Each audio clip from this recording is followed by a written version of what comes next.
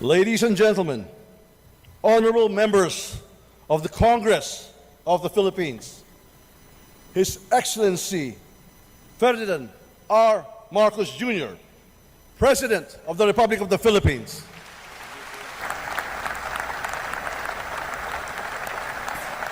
Thank you. Thank you very much. Allow me to greet the former President, President Gloria Macapagal Arroyo, Senate President Chis Escudero, and the honorable members of the Senate, House Speaker Ferdinand Martin Romualdez, and the honorable members of the House of Representatives, Chief Justice Alexander Gesmundo, and the honorable justices of the Supreme Court, His Excellency, the Most Reverend Charles John Brown, and the esteemed members of the Diplomatic Corps, Executive Secretary Lucas Bersamin, and the members of the Cabinet, First Lady Luisa Araneta Marcos, and the members of the Marcos family, other distinguished guests, ladies and gentlemen. First of all, allow me to congratulate the newly elected and re-elected 12 senators and 314 district and party list representatives of Congress. Mga kababayan, magandang hapon po sa inyong lahat. Makasaysayan ang katatapos na halalan nitong Mayo. Kaya pinaparating ko ang aking buong pusong pagpupugay sa ating mga kababayan, lalo na sa mga kabataang botante. Sa atin lahat dito, isang tabi na natin ang ating pagkakaiba at magkasundo na sa tatlong bagay na nagbibigkis sa atin. Sa ating pagiging Pilipino, ang ating pagiging makabansa, at ang ating sinumpang tungkulin sa taong bayan. Malinaw sa akin ang mensahe ng naging resulta ng halalan. Bigo at dismayado ang mga tao sa pamahalaan, lalo na sa mga pangunahing serbisyo. Ang leksyon sa atin ay simple lamang. Kailangan pa natin mas lalong galingan. Kailangan pa natin mas lalong bilisan. Kung datos lang ang pag-uusapan, maganda ang ating ekonomiya, tumaas ang kumpiyansa ng mga negosyante. Bumaba ang inflation, dumami ang trabaho.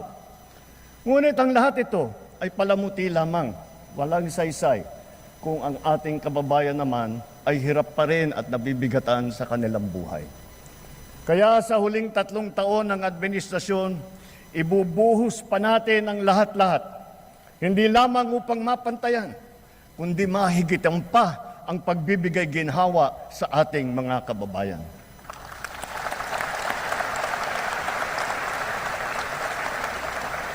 Hindi na ako magpapaligoy-ligoy pa. Maayos na hanap buhay talaga ang mabisang pantiyak laban sa kahirapan at laban sa gutom. Dumarami ang mga nalilikhang hanap buhay sa ating bansa ngayon. Magpupursige ang DOLE, DTI, DSWD, kasama pati ang DOT, at mga kaugnay na ahensya sa paghahanap ng paraan at ng mga oportunidad para sa natitirang 4% ng ating puwersang manggagawa na hanggang ngayon ay walang trabaho. Ipagpapatuloy natin ang pagbibigay ng puhunan sa mas marami pang negosyante para makapagsimula ng maliit na negosyo o micro-enterprise sa mababang interes at walang kolateral. Pati na rin ang kapital at proteksyon para sa mga yamang isip. At para sa mga tinataguyod natin mula sa kahirapan, patuloy tayong nagbibigay ng libreng training at puhunan para makapagtayo sila ng sariling negosyo. Hindi tayo titigil hanggang halos 2.5 milyon maralitang pamilya ay matutulungan natin na magkaroon ng kanilang sariling maliit na negosyo. Palalaguin natin ang mga industriya, mga pabrika ng sasakyan, pulmahan, electronics, biotechnology, pharmaceuticals, critical minerals, telang Pinoy, halal, construction, mga planta ng kuryente. Ngunit, nananawagan pa rin ako sa ating mga negosyante. Mamumuhunan kayo sa ating agrikultura. My single resounding message to the international business community is this: the Philippines is ready. Invest in the Filipino. Our cavalcade of dependable and hardworking Filipinos, innately skilled, adaptable, and possessed with a heart for service are here, ready to work and to succeed with you. Sa mga nagtatanong kung nasa na ang 20 pesos na bigas, ito ang aking tugon. Napatunayan na natin na kaya na natin ang 20 pesos sa bawat kilo ng bigas nang hindi malulugi ang ating mga magsasaka.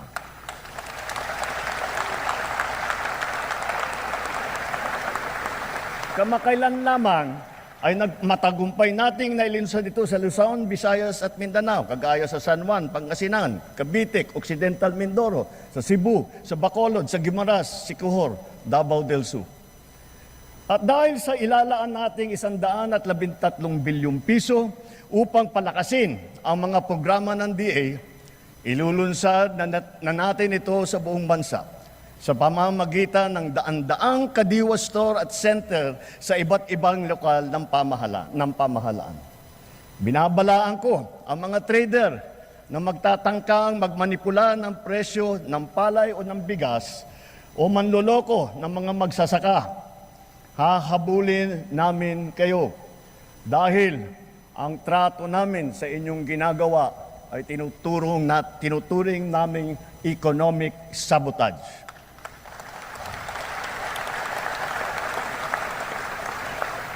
Bilang pangunahing solusyon sa mataas na presyo ng baboy, pinalalakas natin ang ating lokal na produksyon. Namimigay tayo ng mga biik at inahin. Nagpapatayo din tayo ng mga biosecured facilities upang lubos na pababain ang presyo ng karne. Nagsimula ng magbakuna labang sa ASF at palalawigin pa natin ito ng pagbabakuna sa lahat.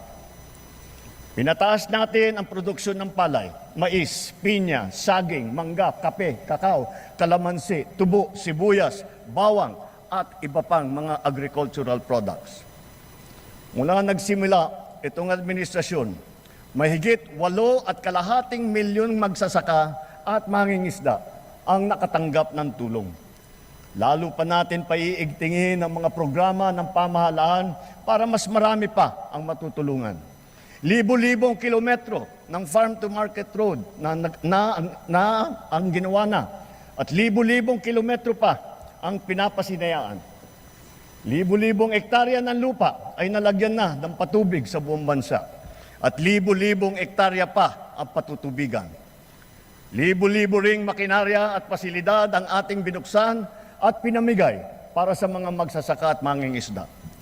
Marami po tayong ipapatayo na rice processing system. Itong mga pasilidad at mga bangkang yari sa fiberglass na ipamimigay naman sa mga mangingisda. Lahat ng ito ay sumusuporta sa kanila mula paghahanda, sa pagpunla, pag-ani, pagbiyahe, hanggang sa pagbenta. Milyong-milyong Pilipino ang umaasa sa puno ng niyog bilang pangunahing kabuhayan. Mula ngayong taon, hindi bababa sa 15 milyong hybrid at mataas na klaseng mga binhi ng niyog ang ating itatanim sa iba't ibang panig ng Pilipinas. At itutuloy natin ito hanggang 100 milyong puno na ng niyog ang ating maitatanim sa buong Pilipinas.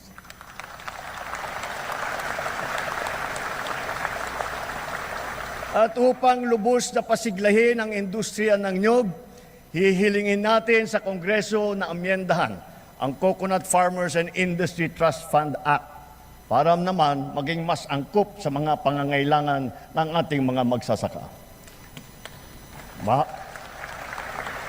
Bahagi lamang ito na ginagawa nating malawakan pagpapalakas ng iba't iba pang mga industriya. Kasama dito ang industriya ng asin, pagproproseso, pag-export ng niyog. Sa tulong ng DOST, ginagamit natin ang mga magagandang dulot ng agham tulad ng mga nadiskubre at nagawa ng ating mga siyentipiko at inventor. Pati na rin ang mga modernong pamamaraan tulad ng mga bagong binhi, pataba, makinarya at estratehiya gaya ng intercropping at off-season technique. Naghihintay din sa ating kabataan ang mga kurso, programa at mga scholarship sa larangan ng agrikultura upang ito ay kanilang gawing hanapbuhay balang araw at maipapagpatuloy ang marangal na kabuhayan ng kanilang mga magulang. At para sa susunod na ating salinlahi ng mga magsasaka, tiyak na magiging kanila na ng tuluyan ang lupang sinasaka nila.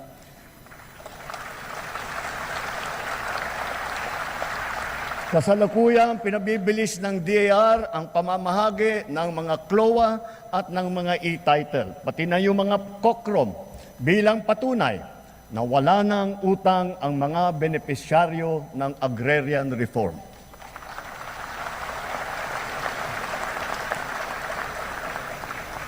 Bagaman dumarami ang ating mga planta ng kuryente sa buong bansa, lalo na ang mga bagong teknolohiya at malinis na enerhiya tulad ng solar, windmill, natural gas. Bagaman kilalang-kilala na tayo sa buong mundo dahil sa pagpapahalaga natin sa renewable energy, naririyan pa rin ang mga problema sa enerhiya na damandama ng bawat Pilipino. Kagaya ng 3 milyong kabahayan na wala pang kuryente. Palagi ang brownout at ang mataas na presyo ng kuryente. Kaya binibilisan nating mabigyan ng koneksyon at pinapalakas palalo ang kakayahan ng ating gumagawa ng kuryente. Pagpasok ng administrasyong ito, mahigit 5 milyon ang mga bahay na wala pang kuryente. Sa loob ng 3 taon, 2.5 milyong kabahayan ang ating nakabitan na may kuryente na sila. Sa susunod na 3 taon, halos 200 planta ang ating tatapusin. Ito ay may kakayahan magpailaw sa 4 na milyong kabahayan o sa mahigit na 2,000 pabrika o sa halos 7,000 tanggapan at negosyo. Hahabulin at tutuparin ng DOE at NEA ang natatakdang dami ng mga kabahayang makakabitan ng kuryente ngayong taon hanggang 2028, lalo na sa Quezon, sa Camarines Norte, sa Palawan, sa Masbate, sa Samar, sa Negros Occidental, sa Zamboanga del Sur. At sa pagtatapos ng 2028, dagdag na mahigit 1 milyong kabahayan pa ang magkakaroon na rin ng kuryente sa pamamagitan ng solar power home system. Para lalo pang makatipid ang ating mga kababayan at maipagbili ang anumang sobrang kuryente nila, isusulong na ng Department of Energy ang net metering program at pabibilisin din ng ERC ang proseso ng pag-aproba nito. Habang inaayos natin ang komplikado nating sistema ng enerhiya sa bansa upang maipababa ang presyo, pinapalawig pa natin ang lifeline rate. Bukod sa mga miyembro ng 4P, kasama na rin ngayon ang mga pamilyang nasa listahanan na maliit lamang ang kinikita at ang konsumo naman ay hindi lumalampas sa lifeline rate. Hindi ko palalampasin ang nangyari kamakailan sa Siquijor. Dahil sa malawakang brownout, napilitan pang magdeklara ng state of calamity sa lalawigan. Naperwisyo nito ang mga taga roon, ang kanilang turismo, kanilang negosyo, ospital, sari-saring serbisyo. Sa ginawa nating investigasyon, ano yung ating natuklasan? Mga expired na permit, mga sirang generator na halatang napabayaan, kaya sunod-sunod na bumibigay, mabagal na aksyon at kawalan ng maayos na sistema ng pagbili ng krudo at ng mga pyesa. Ipinag-utos ko sa DOE, NEA at ERC na pabalikin sa normal ang serbisyo ng kuryente sa Siquijor bago matapos ang taon. Titiyakin namin na maitatag agad ang mga pasilidad para sa pangmatagalang lunas sa kanilang problema sa kuryente. Hindi na dapat ito maulit muli. Iimbestigahan ang naging kapabayaan nito at ang iba pang mga katulad na kaso sa buong bansa. Dapat nilang ayusin ang pamamahala ng mga kumpanya ng kuryente at ipag-utos ang pag-refund kung kinakailangan. Tulad ng pagkain, nakasalalay ang buhay natin sa tubig. Marami tayong mga malalaking proyekto na nakalakat-latag para sa butihing supply at malinis na tubig sa buong bansa. Meron din tayo mga makabagong sistema upang salayin ang tubig at gawin itong malinis para mainom, lalo na para doon sa mga taga-isla. Ganun pa man, marami kaming natatanggap na reklamo na hindi man lang daw umaabot ang tubig sa kanilang mga gripo. Sa lawak ng reklamo, lampas 6 na milyong consumer sa buong bansa ang kasalukuyang naapektuhan. Nakita ko na ang report. Kaya't ginagawa ng luwa ngayon ang mga mabisang hakbang laban sa palpak na serbisyo ng mga water district at kanilang mga joint venture partners.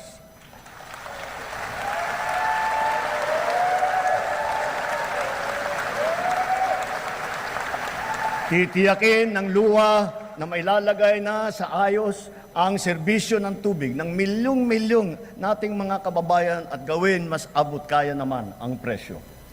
Higit sa lahat, titiyakin natin mapapanagot ang mga nagpabaya at nagkulang sa mahalagang serbisyong publiko na ito.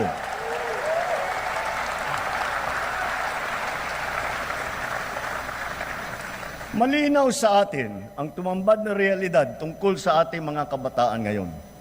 Ang kakulangan sa kaalaman at sa kakayahan, lalo na sa matematika, sa agham, sa pagbabasa at sa wastong pag-unawa. Ang mga nagda-drop out at mga hindi nakakapagtapos sa junior o senior high school, ang kalahating milyong bata na nagbabanat na ng buto.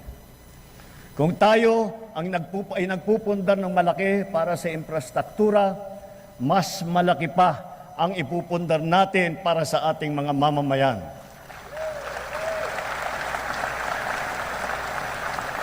Ito ang pangunahing polisiya natin hanggang matapos ang administrasyon.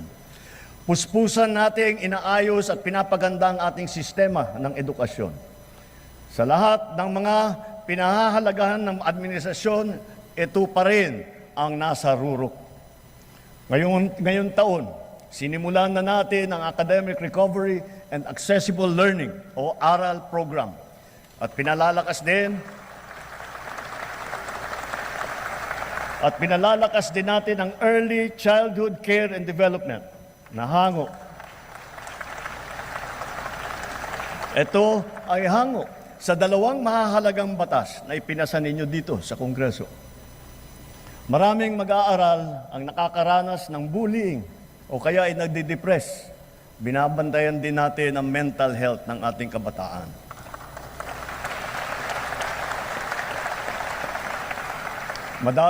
Magdadagdag tayo ng mga school counselor na magsisilbing sanggunian at gabay nila. Naglaan tayo ng 1 bilyon para makapagtayo ng mahigit 300 barangay child development center at bulilit center sa buong bansa. At ang pinaka-priority ay yung mga nangangailangan na puok na malalayo. At pauna lamang yan, unti-unti nating tutugunan ang matinding kakulangan sa daycare center na nabinbin mula pa noong 1990.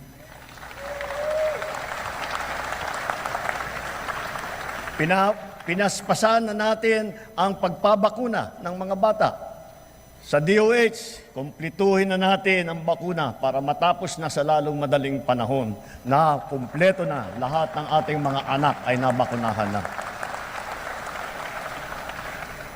Sa ilalim naman ng bagong lunsad na Yakap Caravan, matitignan na ang kondisyon ng kalusugan hindi lamang ng mga mag-aaral, kung hindi pati na ang mga guro.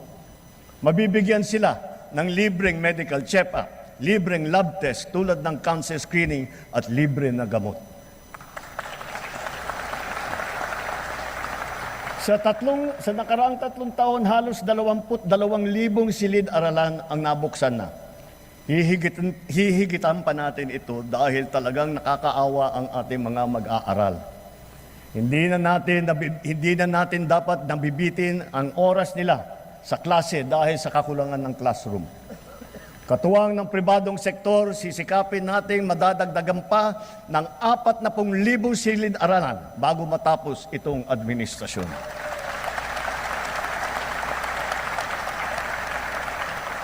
Maglalaan tayo ng sapat na pondo para rito. Alang-alang sa mga ating mag-aaral, hihilingin ko ang buong suporta ng ating Kongreso.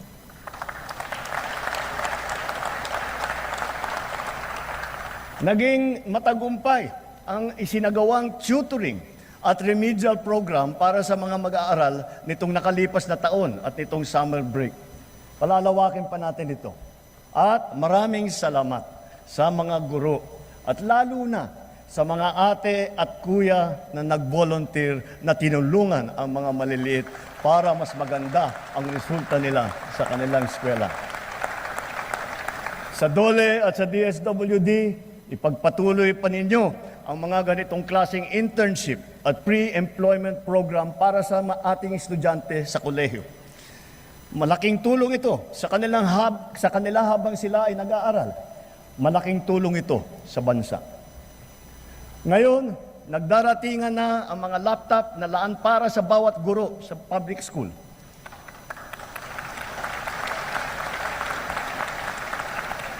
Tiniyak natin na walang anomalya sa pagbili ng mga laptop na ito.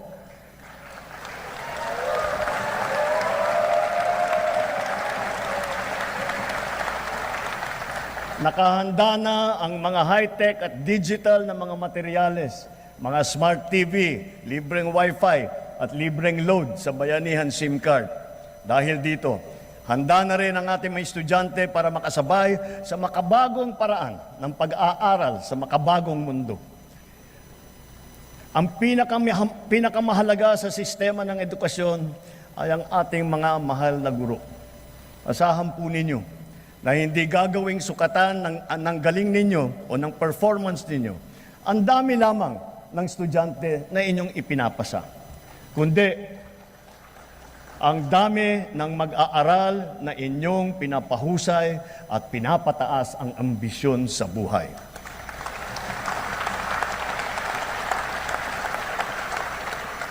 Hindi tayo tumitigil maghanap ng mga paraan upang pag-aanin kahit paano ang inyong pasanin sa araw-araw.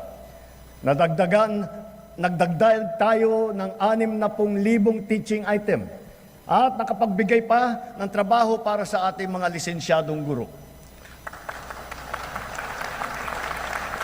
Tinanggal na natin ang halos 100 dokumentong kailangan ninyong atupagin noon na wala namang kinalaman sa inyong pagturo. Gagawin na rin nating digital ang mga natitira pang papel na kailangan ninyong asikasuhin. Para pwede na ninyong itong gawin online, diretso na mula sa mga bago ninyong laptop.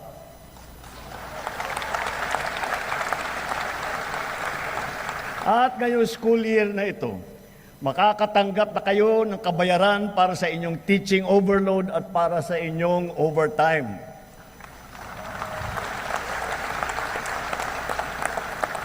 Napatunayan na nating mabisa ang TechVoc. Kaya unti-unti nang pinapasok sa senior high ang TVET ng TESDA. Ibig sabihin nito, ang mag-aaral ng senior high school pa lamang, makakapili na siya kung bookkeeping, agribusiness, electrical, graphic design, ang kanyang napupusuang larangan. Diretsong pagka-graduate, pwede na kaagad na maghanap buhay kung gugustuhin. Dahil para na rin siyang nakapag-aral sa TESDA at nakakuha ng NC2 or NC2 or NC3. Kung tutungtong naman sa kolehiyo, nakahanda ang malaking pondo para sa pagtutustos sa libreng pampublikong edukasyon sa kolehiyo. Pati na rin ang mga subsidy at financial assistance para sa mas higit pang nangangailangan ng estudyante. Taon-taon, mahigit 2 milyong estudyante ang nakakapag-aral ng libreng kolehiyo sa bansa. Mula umpisa ng administrasyong ito, dinagdagan pa natin ng 260,000 estudyante ang nakinabang dito. Sa susunod na taon, maglalaan pa rin tayo ng halos 60 bilyong piso para sa libreng edukasyon sa pampublikang kolehiyo at sa TechVoc. Dumami din ang nabigyan ng scholarship sa TESDA. Nito lamang 2024, higit pa sa 200,000 ang nadagdag sa mga scholarship ng TechBook. Sa mga kasama naman sa listahan ng Not-for-P, itong susunod na 3 taon, bibigyan natin ng mataas na prioridad ang mga anak ninyong tutungtong sa kolehiyo. Kitang-kita natin ang bunga ng mga programang ito. Napakataas ngayon ng bilang ng kabataan nating pumapasok sa kolehiyo o sa TESDA. Pilipinas na ang pumapangalawa sa buong ASEAN sa dami ng mga kabataan pumapasok sa kolehiyo at sa TechBook. Mas marami na rin ang nakakapagtapos.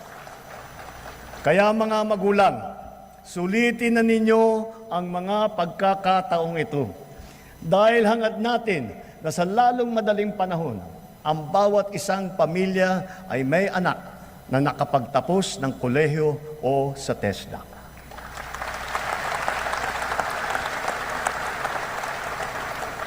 Kung kalidad lang din ang pag-uusapan, hindi nagpapahuli ang mga universidad at kolehiyo natin dito sa bansa.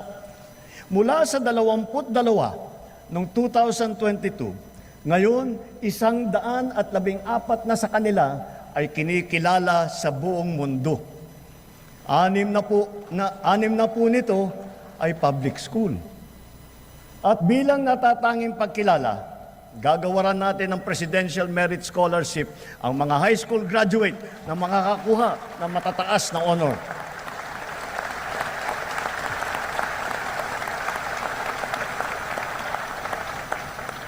Walang humpay nating ipinapatupad ang mga programa sa pagsusugpo sa kahirapan at patungkol sa kalusugan at nutrisyon ng mamamayan.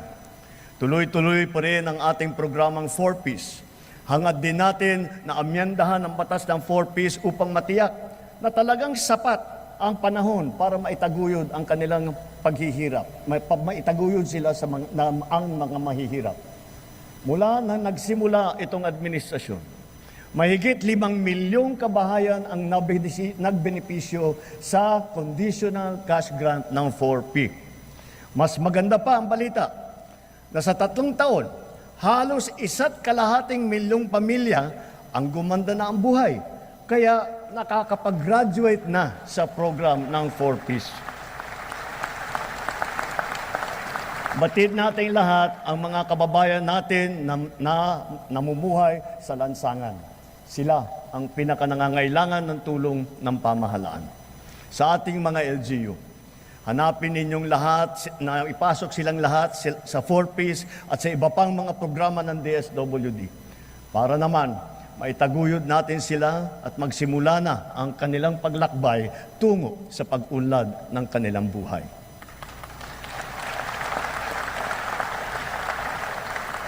Sa 2nd taon ng ating Walang Gutom program, mabibigyan ng tulong ang 600,000 pinakanangangailangang kabahayan sa kanilang nutrisyon. At sa 2027, dadamihin pa natin sa 750,000 kabahayan ang maaabot ng feeding program natin. Pinapagpatuloy ng DSWD at ng DepEd ang feeding program nila para sa mga daycare center sa pampublikong paaralan at nakapagbigay ng masustansyang pagkain at gatas sa mahigit 3.2 milyong mag-aaral sa buong bansa.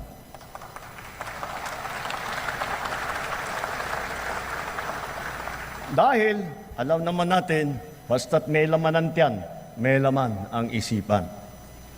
Kung papalawigin pa natin ang mga programang ito sa susunod na taon, sa tulong ng karagdagang 1 bilyong pisong pondo, pararamihin pa ng DSWD ang bilang ng mga batang mabibigyan ng masustansyang pagkain. Sa kabilang banda naman, nakikita natin ang sobrang pagtaas naman ng timbang ng ating mga kababayang edad 20 at pataas. Kaya sikapin nating maging mas aktibo ang ating pamumuhay araw-araw. Ipalaganap natin ang mga pagsasagawa ng mga palaro, ng mga paliga, fun run, fun walk, pati mga aerobics, pasumba. Para sa mga LGU, Buksan at gawing maaliwalas ang mga park at mga plaza natin kung saan makakapag-ensayo ang ating mga mamamayan, bata man o matanda. Magpatupad tayo ng mga car-free Sunday tulad ng ginagawa sa ilang lungsod na dito sa Metro Manila, sa Baguio, sa Cebu, pati sa Iloilo at Davao. Bilang pagsuporta rito, simula ngayon, bubuksan ng Philippine Sports Commission sa publiko ang kanilang mga track and field oval sa Pasig, Maynila at Baguio upang makapag-jogging na kayo ng libre. Magbubuhos tayo ng todo suporta sa mga palaro at mga atleta sa buong bansa. Halimbawa, ang palarong pambansa at ang Batang Pinoy Games na gaganapin sa General Santos City ngayong Oktubre. Bubuo tayo ng bagong pambansang programa para sa sports development. Uumpisahan natin ito sa paaralan pa lamang. Ibabalik natin ang mga sports club at magsasagawa tayo ng mga palaro at intrams sa lahat ng pampublikong paaralan. Naririyan na ang ating Philippine Sports Commission at saka ang PAGCOR upang tiyakin ang patuloy na pagtaguyod at pagsuporta sa ating mga programang pampalakasan ng mga atleta sa buong bansa.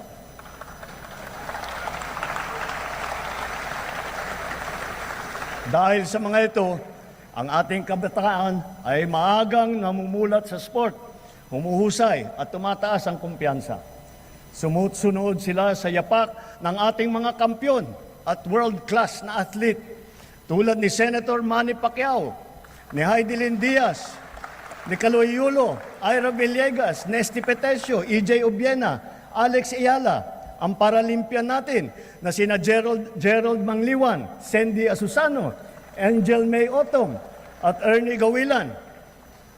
Sama na rin natin yung bago nating kampyon, si PNP Chief Nick Torra.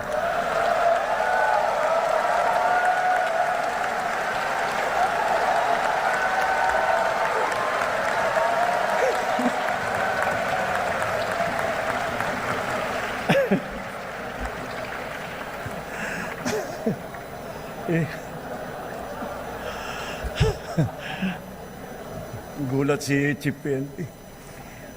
At siyempre, pati pa ang ating kampyon sa Asian Winter Games, Philippine Men's Curling Team. Akalain mo nga naman, walang winter dito sa Pilipinas. Napatunayan pa rin natin na kaya natin maging kampyon sa Winter Games. Kilalanin natin ang mga atleta na umani ng karangalan para sa Pilipinas. Hindi lamang sila nakapaghatid ng kasiyahan sa buong sambayanan, pinalakas pa nila ang ating pagmamahal sa bayan at lalo pang pinatingkad ang dangal ng bawat Pilipino.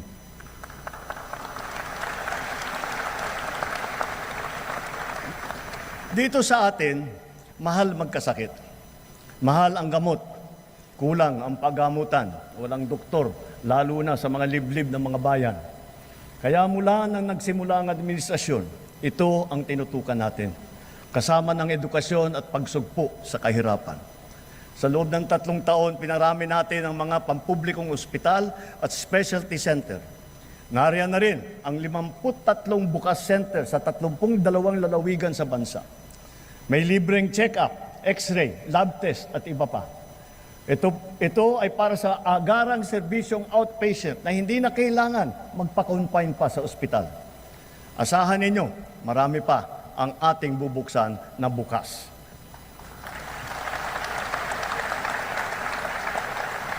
At nasisiyahan ako na makapag-report na sa kauna-unahang pagkakataon, ang bawat bayan po sa Pilipinas ngayon ay may doktor. Mayroon ng magiging tagapag-alaga. Mayroon ng tagapag-alaga ng kalusugan ng mamamayan sa inyong lugar. Lahat po tayo ay miyembro ng PhilHealth. Pinataas at pinaganda na rin natin ang mga benepisyo. Lalo na para sa mga karamdaman na laganap dito sa ating bansa.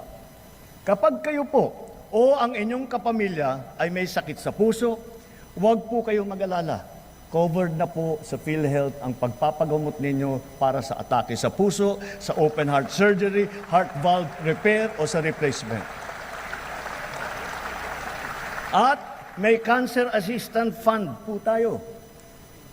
Pandagdag para sa pagpapagamot ng mga cancer patient natin. May pondo rin para sa bakuna laban sa human papilloma virus na nagiging sanhi ng maraming klase na cancer. Para naman sa ibang klase na cancer na hindi sakop ng PhilHealth, meron po din tayong nilaang 1 bilyon at 700 milyong piso para pambili ng mga kinakailangang gamot para sa ating mga pasyente.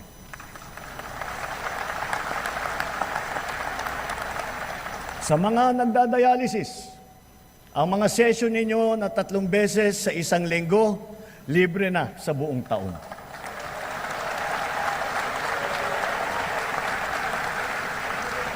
Libre na rin po pati ang mga kinakailangang mga gamot. Kung kakailanganin man ng kidney transplant, inakyat na natin ang limit hanggang 2,100,000 piso mula sa dating 600,000 piso.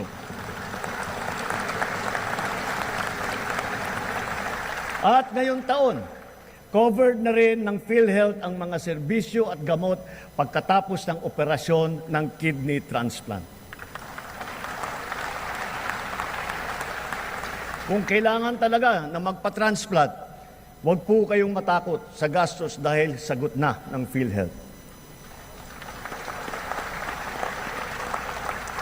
At kung magkakasakit na malubhang dengue ang inyong anak, itinaas po natin sa 47,000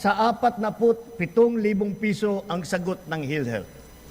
Ang pagtatanggal ng katarata ay inakyat na rin ang limit sa 187,000 na piso mula 16,000 piso.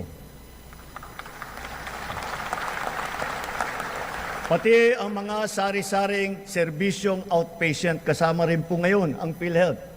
Kapag may kailangan kayong dalhin sa emergency, huwag po kayong mag-atubiling itakbo sa ospital. Covered na rin po yan ng PhilHealth. Kapag lumabo ang mata ng inyong anak at kailangan magpasukat ng grado, pati na rin ang pagpapagamot nila laban sa malnutrition, ito na rin ay covered na rin ng PhilHealth. At para sa mga PWD, sakop na rin ng PhilHealth ang inyong therapy at rehabilitasyon, pati na rin ang mga mahahalagang kagamitan pang-suporta para sa inyo. Pinabibilis pa natin ang proseso ng pagbayad ng PhilHealth sa mga ospital at mga klinika para naman siguradong maayos at hindi naantala ang kanilang serbisyo sa mga pasyente. Maaasahan pa rin ng mga pasyente ang medical assistance program kung kulang ang pambayad sa ospital. Mula pumasok ang administrasyong ito, nakapaghatid ito ng tulong sa higit 11,2 milyong Pilipino. Higit sa lahat, padadaliin pa natin ang proseso ng medical assistance dahil ipapasok na po ito sa ating eGov app. Mga kababayan, asahan po ninyo, ginagawa natin lahat para matulungan kayo na magpapagaling at lumakas. Ngunit batid natin ang mga realidad sa mga pampublikong ospital. Kanya-kanya ang bili ng medical supply. Kanya-kanyang lakad ng medical assistance para sa bill na hindi kayang bayaran. Kaya sa lahat ng aking binanggit na mga haligi na itaguyod na natin, ang bahaging sasagutin ng PhilHealth, ang sari-saring pondo na pamahalaan para sa medical assistance kagaya ng MAIP, PCSO at PAGCOR, at ang karagdagang pondo na ibibigay pa natin sa mga DOH hospital, areglado na ang lahat sa ospital pa lang. Wala nang kailangan pang puntahan o lapitan pa. Ito po, itinuloy na po natin ang zero balance billing. Libre po.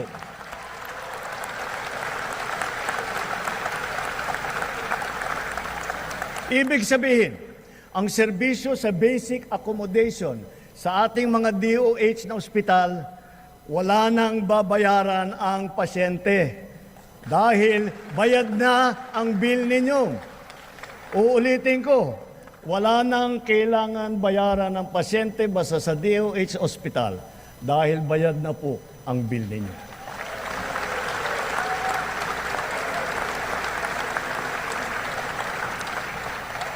Asahan ninyo, pagpapatuloy ang malawakang programang pang-infrastruktura ng administrasyon. Ang mga naglalakihang proyekto ay nakalatag sa buong kapuluan. Mga daan, tulay, tren, paliparan, pantalan, patubig, at murang pabahay. Ilan dito matatapos ngayong administrasyon na ito?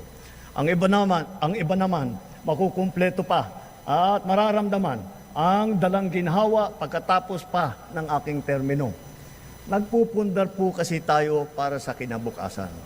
We are not building only for today. We are building also for tomorrow.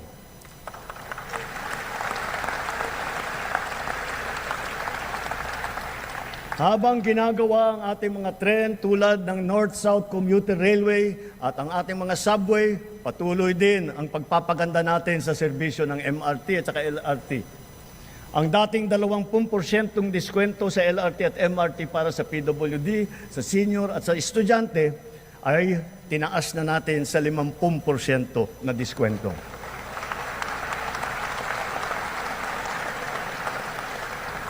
Mayroon na po tayong 1+3, Pamilya Pass. Ito ay tuwing linggo para naman may konti pang matitipid ang pamilya sa kanilang pamamasyal at sa kanilang pagsimba.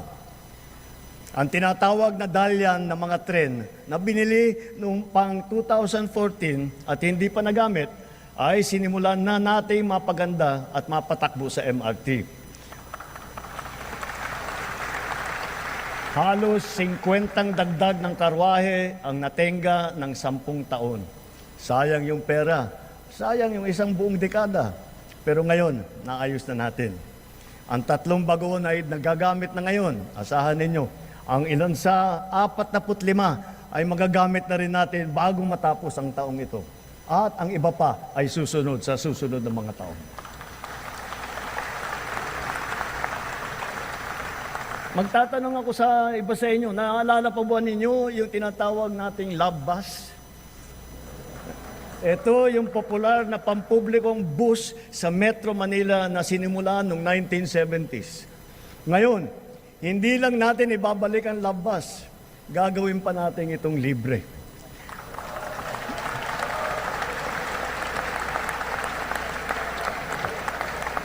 Pauna pa lamang, pilot testing pa lamang yung nasa Davao at sa Cebu.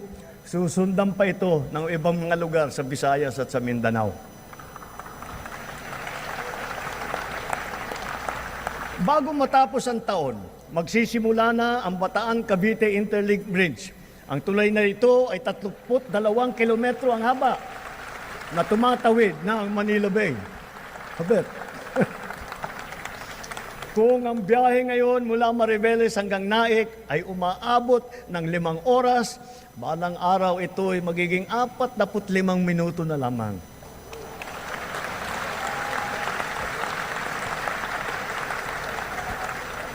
Ang mga relays ng PNR Bicol Line na sinira ng Bagyong Christine ay unti-unti nating pinatitibay at naayos na. Kasama ang Binahan Bridge. Hindi magtatagal, madadagdagan pa ang haba ng linya na ito at aabot sa Ragay, Camarines Sur hanggang Tagkawayan, Quezon. Magiging malaking tulong ito sa ating motoristang nagdadaan sa malubhang traffic mula Quezon hanggang sa Bicol. Sa 2026, inaasahang magbubukas na sa motorista ang bahagi ng extension ng SLEX mula Santa Tomas, Batangas hanggang Chaong, Quezon. Kapag natapos itong buong proyekto, ang dating 4 na oras na biyahe, magiging 1 oras na lang. Kaya inaatasan ko ang DOTR at DPWH na bantayang mabuti ang mga proyekto sa kahabaan ng Quezon patulak ng Bicol at tiyakin tama ang kalidad, matibay at nasa takdang oras ang pagtatapos. Ang Nalil Sikiat Bridge, na una sa tatlong mahalagang tulay na ginagawa ngayon sa Tawi-Tawi, nabuksan na.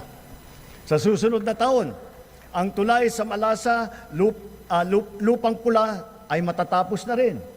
Higit sa lahat, kung may Luzon Spine Expressway Network Program, meron din naman tayong Mindanao Transport Connectivity Improvement Project.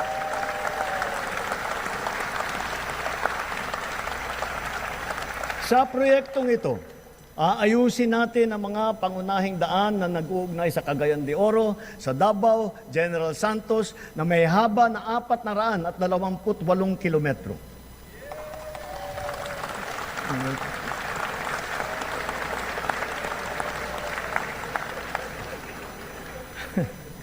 Ang rehabilitasyon ng tulay ng Guadalupe ay sukdulan ng ring kinakailangan. Nasa Senado pa ako, pinag-uusapan na ito. Hindi ko papayagan tumuwid pa ito sa susunod na administrasyon. Kaligtasan na ng publiko ang nakataya. Hindi po isasara ang Guadalupe Bridge. Gagawa muna tayo ng detour bridge sa magkabilang gilid bilang pansamantalaang daanan. Kapag nagawa na at nabuksan na ang detour bridge na ito, doon pa lamang sisimulan ang trabaho sa main bridge.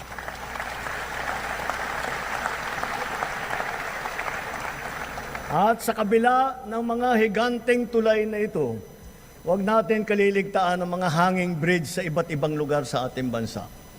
Mahalaga ang mga ito sa pang-araw-araw na buhay ng publiko, lalo na yung mga guro at ating mga estudyante. Ilan ang nababalitaan kong insidente na pagbagsak ng mga tulay na ganito. Halimbawa, yung nangyari sa Midsalip, Zamboanga del Sur at sa iba pang mga lugar. Kawawa naman ang mga kababayan natin walang kamalay-malay na nabiktima at nasasaktan. Napawang mga batang mag-aaral at kanilang mga guro.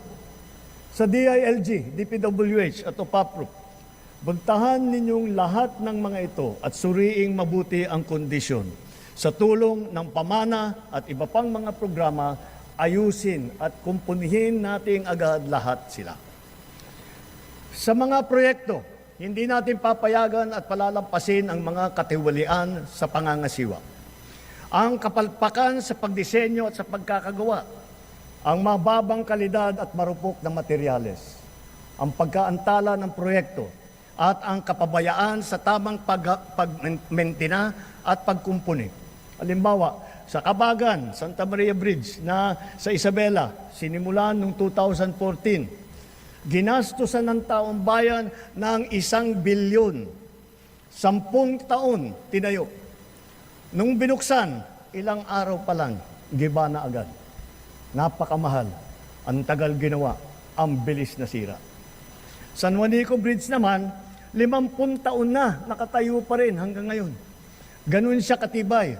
Ngunit nakaligtaan naman ang wastong pagmentina at pagkumpuni sa pagdaan ng mga dekada. Nalagay patuloy sa panganib ang publiko. Hindi po dapat ganito. Sa Build Better More, hindi ang kapakanan, higit ang kapakanan at kaligtasan ng mamamayan ang napakamahalaga. At ang mga proyekto, tama dapat ang disenyo. Mataas dapat ang kalidad, natatapos sa takdang oras, at naaalagaan at namimintina na mabuti. Napakahalaga ng internet sa ating pagtahak patungo sa bagong Pilipinas. Kaya nitong padaliin at baguhin ang pamumuhay ng ating mga mamamayan.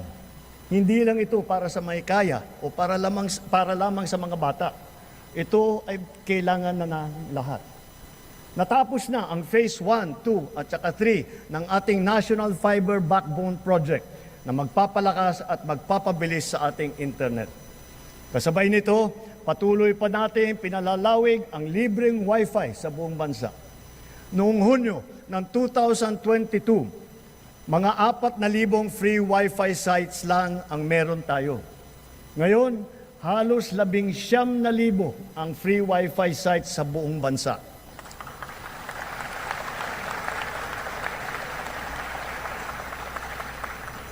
Ngayong taon din, nagsimula na tayong mamigay ng mahigit 1 milyon na SIM card na may libreng data para sa ating mga eskwelahan, lalo na sa mga nasa liblib na puok.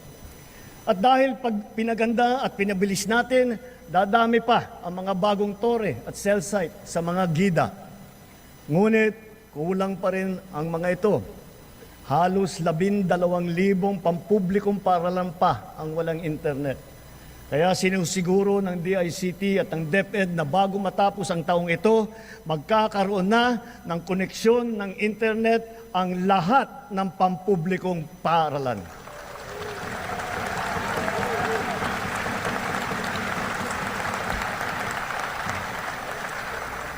Mula nang inilunsad ito noong 2023, ang eGov app ay nagana, nagagamit at napapakinabangan ng ating taong bayan.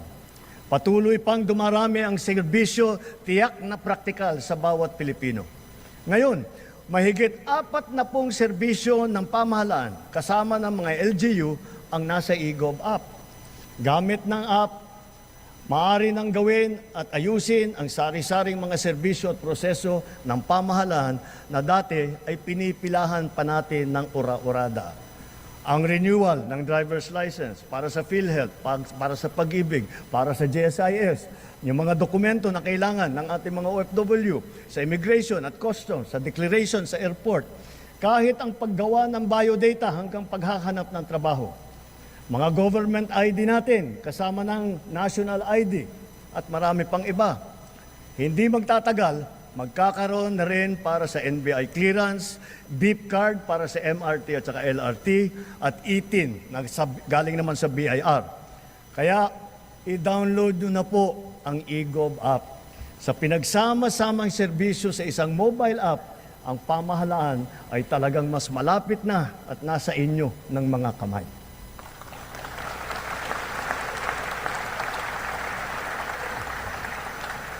Sa LTO, alam kong tapos nyo ang paghahabol sa paggawa ng mga plaka ng motor na nabinbin mula pa noong 2014.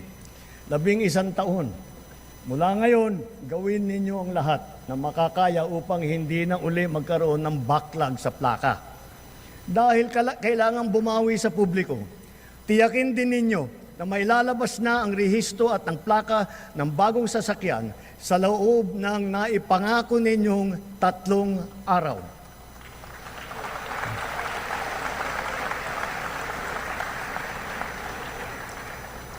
Ang kapayapaan ay mahalagang pundasyon ng bagong Pilipinas. Kaya pinapatatag natin ito kasabay ng ating pag-unlad. Patuloy tayo sa pagpapatibay ng ating kapulisan at sandatahang lakas. Ang mga armamento, sasakyan, pandigma at sandata ng ating kapulisan at sandatahang lakas ay patuloy na dadagdagan, angkop sa layuning modernisasyon at komprehensibong pagtanggol ng ating kapuluan. Ang libo-libong mga nag-alsa dati laban sa pamahalaan, nagbagong buhay na at nagbabalik loob na. Tinataguyod natin kasama ang kanilang pamilya. Katuwang ang pribadong sektor, pinapaunlad din natin ang kanilang pamayanan at naglalatag tayo ng mga daan, patubig at marangal na hanap buhay. Bukod sa programang panghanap buhay, nagpagawa tayo ng mga health station, mga silid-aralan, mga water system, street light, na ngayon napapakinabangan ng mahigit 13 milyong Pilipino na ngayon ligtas na mula sa kaguluhan.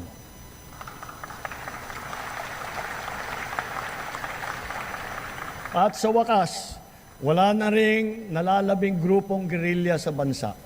Titiyakin ng pamahalaan na wala nang mabubuo muli.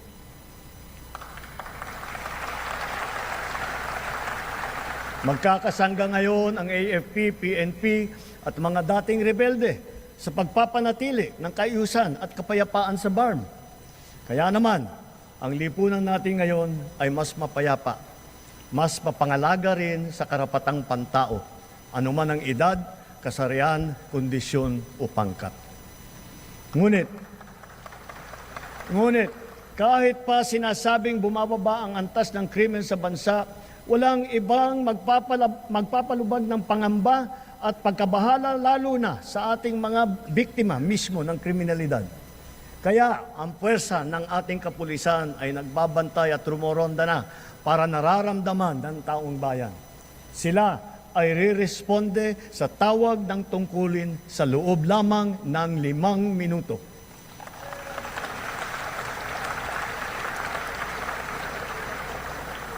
Nagtutulungan ang buong pamahalaan para lutasin ang mga kaso ng mga nawawala dahil sa walang pakundangang kagagawan ng mga sindikato sa likod ng madilim na mundo ng mga sabungan. Hahabulin at pananagutin natin ang mga utak at mga sangkot, sibilyan man o opisyal.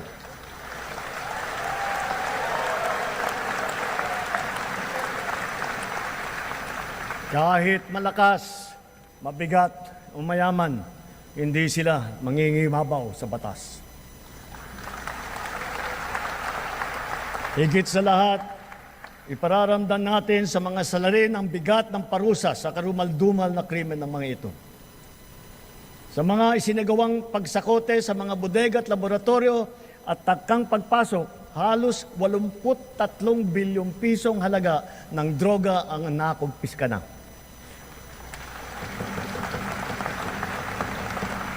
Kamakailan lamang, may mga malalaking kargamento na nagkakahalaga ng bilyon-bilyon na nasabat natin sa Zambales, sa Pangasinan, sa Cagayan, Tondo, Muntinlupa, Ilocos Sur, Ilocos Norte, Cebu, Batangas, Rizal at Cavite.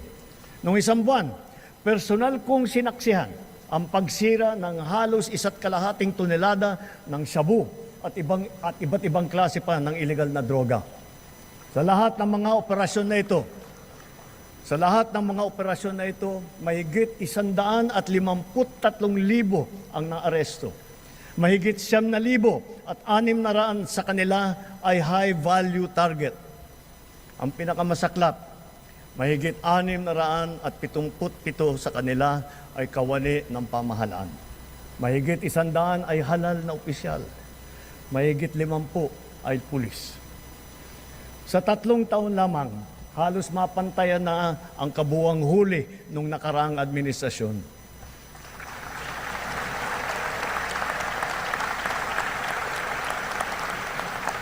Sa kabila ng mga ito, tila nagbabalikan daw ang mga pusher. Kaya patuloy ang ating mga operasyon laban sa mga drug dealer, sila man ay big time o small time.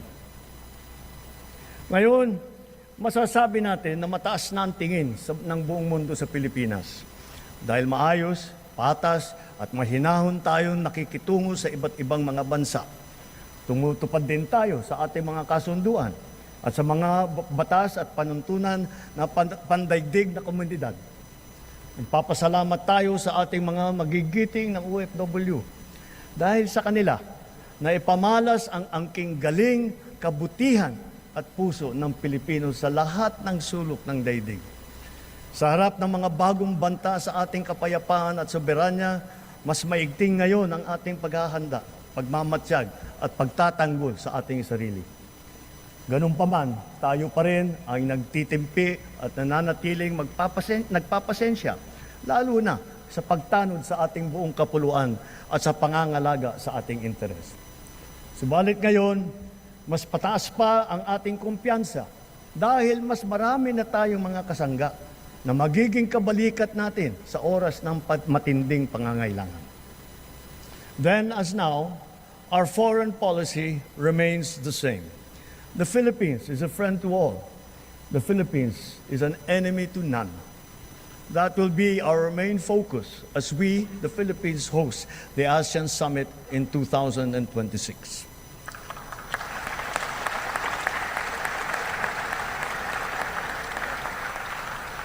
Para sa ating mga Pilipino, malayo man, malapit din, kasing sidhi ang paglingap natin sa ating mga kababayang nasa ibang bansa, lalo na ang nasa panganib at nagdadaan sa matinding pagsubok.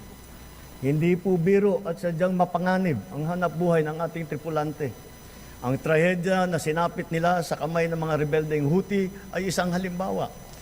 Matapos ang mahigit 4 na araw, ang mga kababayan nating nang binihag ng rebeldeng Houthi ay pinalaya na rin. Dala ng ating pakikipagtulungan sa Sultanate of Oman.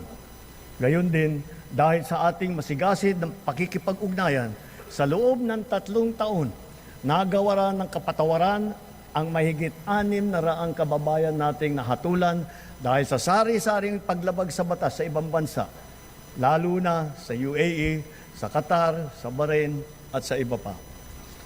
And so, for their crucial and most beneficent sovereign intervention, I personally convey the entire nation's sincerest gratitude to the Sultanate of Oman, the United Arab Emirates, the State of Qatar, the Kingdom of Bahrain, the State of Kuwait, and to all the leaders of various countries that have granted clemency and have shown kindness to our beleaguered compatriots. Maraming salamat po. Thank you very, very much.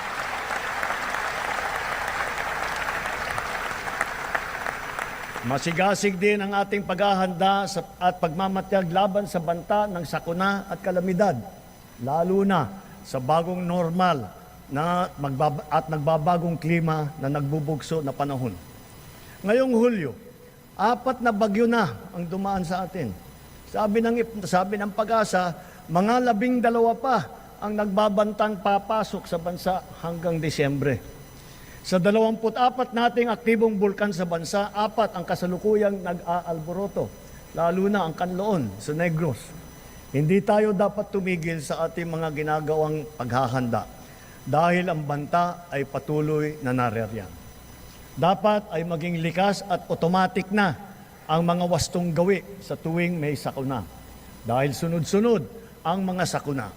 Lalo na ang bagyo, mahalagang itanim ang prinsipyo na continuous improvement kung saan tayo ay natututo sa palaging humuhusay at sa bawat karanasan. Nareremedyohan kung saan tayo nagkulang at saan natin dapat galingan pa. Kasama ng mga mahalagang infrastruktura, dadagdagan pa natin ang mga makabagong evacuation center ng ating naipatayo na. Hindi na dapat pang gamitin bilang evacuation center ang ating mga paaralan.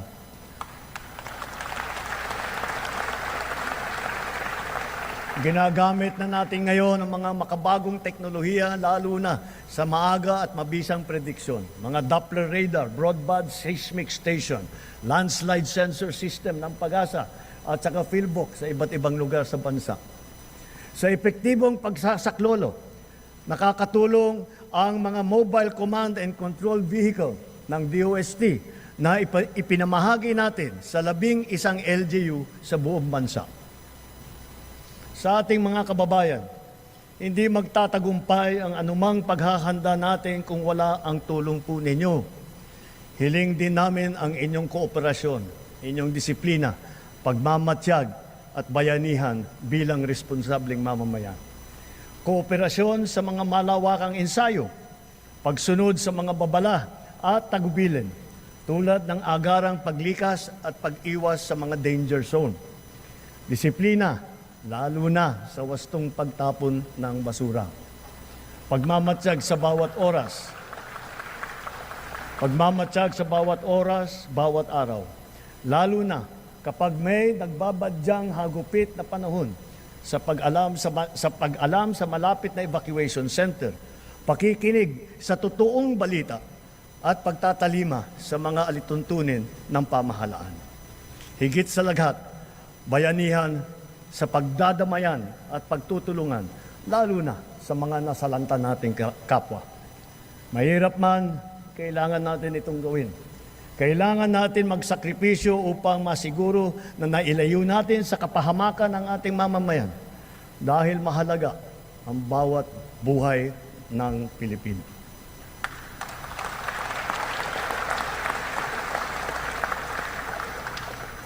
Kamakailan lamang, nag-inspeksyon ako sa naging epekto ng habagat ng bagyong Krising, Dante at Emong. Kitang-kita ko na maraming proyekto para sa flood control ay palpak at gumuho. At yung iba, guni-guni lang. Huwag na po tayong magkunwari. Alam naman ng buong madla na nagkakaraket sa mga proyekto.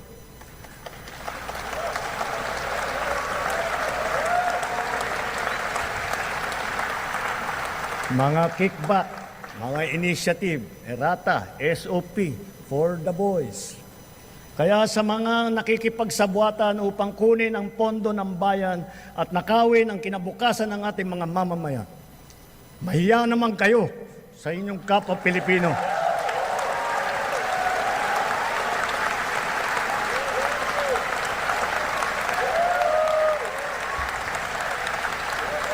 Mahiya naman kayo sa mga kabahayan nating naanod o nalubog sa mga pagbaha.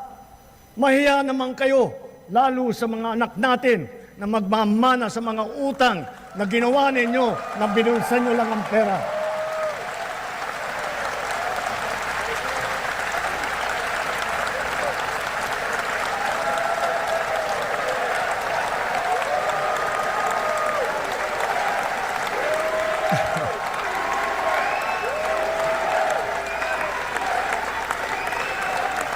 Para hindi na maulit, so that this will not happen again. First, the DPWH will immediately submit to me a list of all flood control projects from every region that were started or completed in the last 3 years.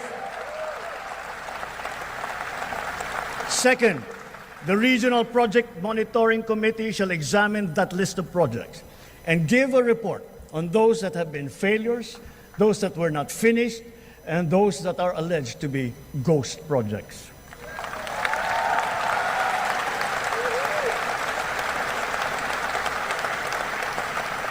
And third, we will publish this list.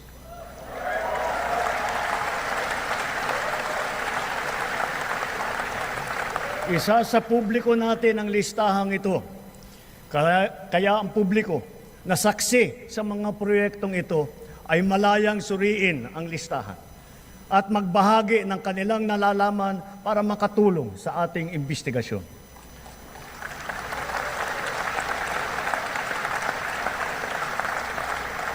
At the same time, there will be an audit and performance review regarding these projects to check, to make sure, and to know how your money was spent.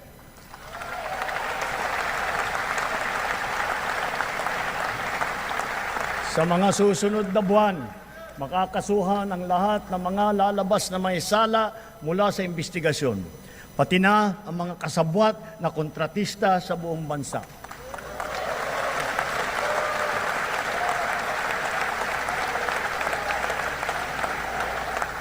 Kailangan malaman ng taong bayan ang buong katotohanan.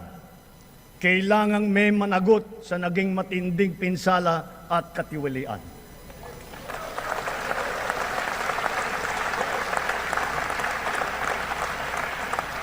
Therefore, for the 2026 national budget, I will return any proposed general appropriations bill that is not fully aligned with the national expenditure program.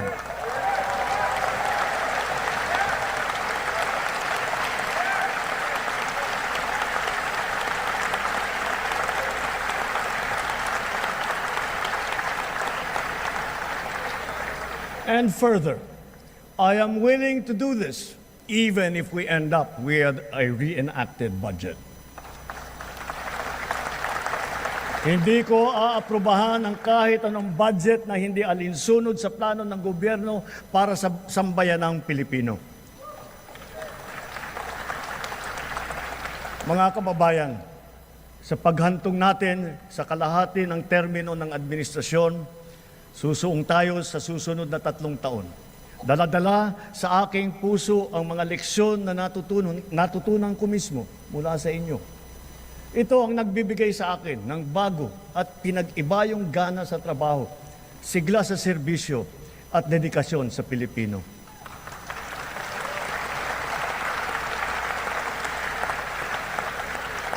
Huwag nating hayaang malihis ang ating pagtuon at pagtahak sa landas ng kaunlaran dahil nasa abot tanaw na natin ito. Ito ang ating dapat na pagtulungan. Ito ang ating dapat na pinagtutunguan. At kayang-kaya nating ito marating at maisakatuparan. Sa wika ng ating bayani. Only he who, from whatever position he occupies, whether high or low, strives for the greatest good possible for his fellow man, possesses true patriotism. Alam po natin sa ating puso kung ano ang tama, kung ano ang mali, kung ano ang mas mahalaga at mas makakabuti sa sarili, sa pamilya at sa ating bayan. Sa mga matitinding hamon na binabato at hinaharang ng ating mundo ngayon, nasa likod ninyo ang pamahalaan. At huwag tayong matakot. Huwag tayong titiklop. Huwag tayong mawawalan ng pag-asa.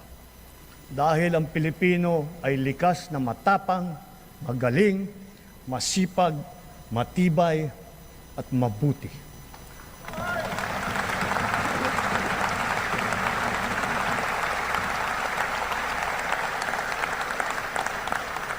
Mga kababayan, tayo ito. Tayo ang bagong Pilipino. Mabuhay po kayo at magandang gabi po sa inyong lahat. Okay.